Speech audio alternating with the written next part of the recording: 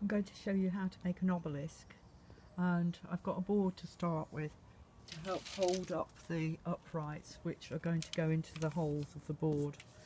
So I'm using dry willow for this, and these are inflexible sticks that are quite rigid.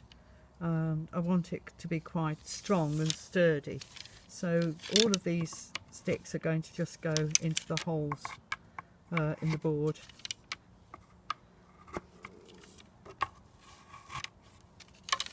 You can use other kinds of material apart from willow. You could use hazel, and you could use cuttings from prunings from trees that are quite stiff and strong. You could even use bamboo. I prefer to use naturally grown materials that are grown here in the UK, usually from my local area. So I've just put these sticks into the holes now, and I'm going to get some weaving material.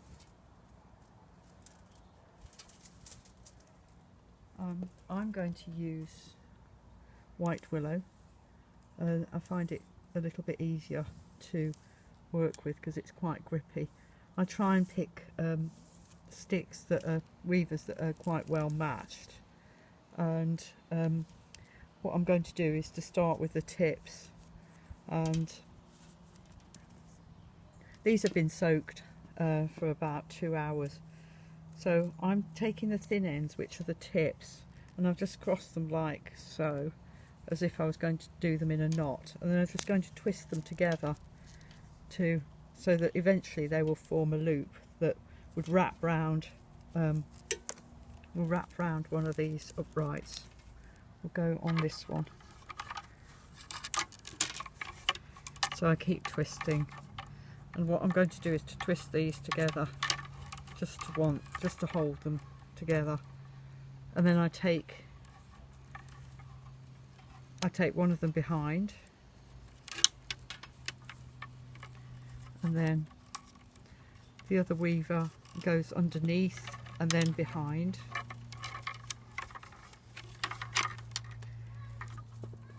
Let's turn this round, underneath and behind.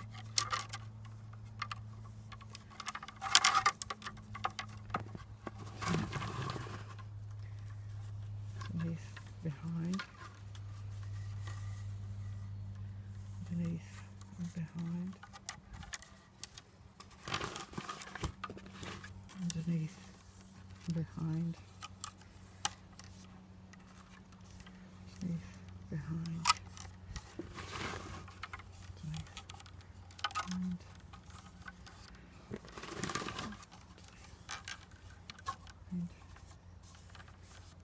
And then I'm back to the beginning. So just make sure that the first round is keeps everything so that the uprights are parallel, so that it forms a nice round at the beginning. So I'm just going to lower that a little bit, tap it down. Now I'm nearly ready to join, but I'll just try and get past this beginning just so that it adds strength, because that is a very weak point at the moment still. Now this one isn't long enough to go on, this weaver, so I've got to join.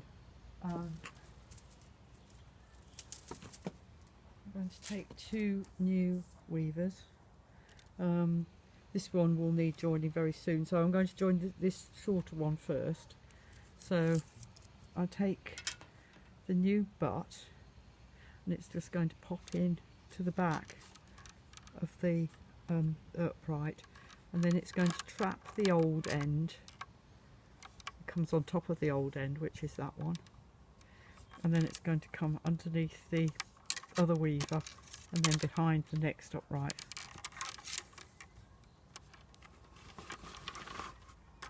This one's probably long enough to go on one place.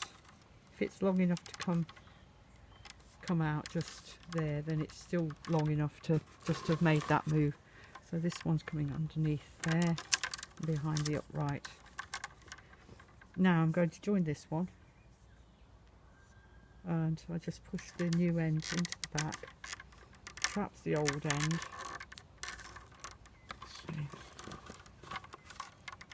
Just take that out so that you can see it. So it just pops to the back, traps the old end, and then I take that behind and continue to weave. And what I want to do is to make this obelisk start to come in at the top, so that it goes into a cone shape. So each time I'm coming behind and in front, I'm just going to bring these uprights closer together. So I just push them with my thumb, behind and front. Just push it with your thumb and hold it while you do the weave. The twist will just hold it in place. So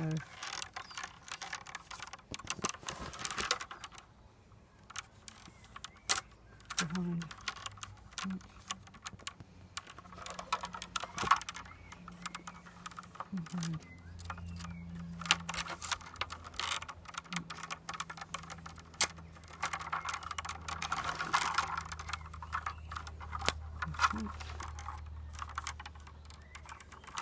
I'm going to join the tip, do a tip to tip join now, and we'll get two more weavers,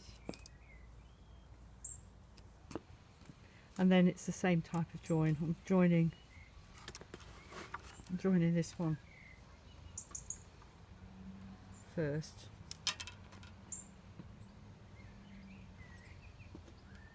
I'm joining this one first, so tuck the tip in to the end, and then that just goes behind and front, and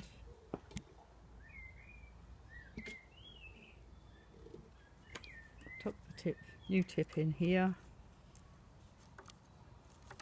and that goes, you can take the old and the new together, just a few strokes, so that it makes a more secure join. You can see that the uprights are starting to come closer together now.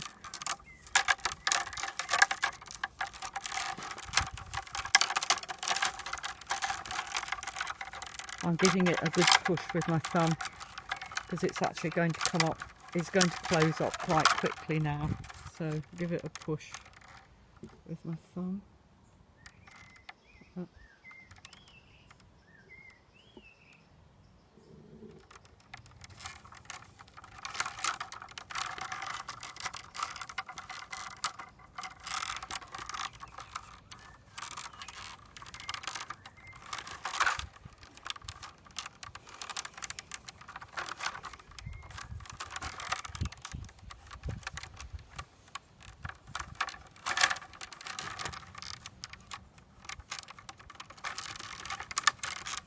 I always try and finish on tips, so if possible I would want to have I'd want to put a new pair in here, but because it's getting quite small, the opening at the top, I'm only going to put in some very small skinny ones just to bring that top in.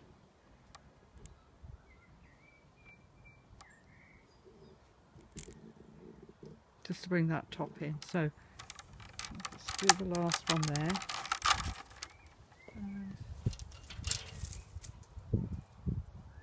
two small ones is going to be added. So I just do my join,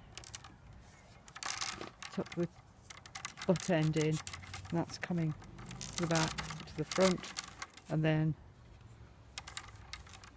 traps the old end. Push that across so that it's still coming in.